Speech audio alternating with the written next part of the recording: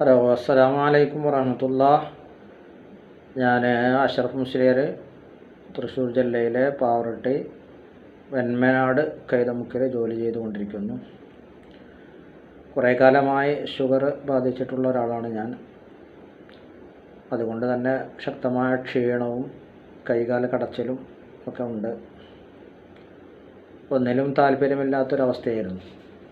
അങ്ങനെ ഇരിക്കെയാണ് ഐ കോഫിയുമായി അറിയാൻ സാധിച്ചതും.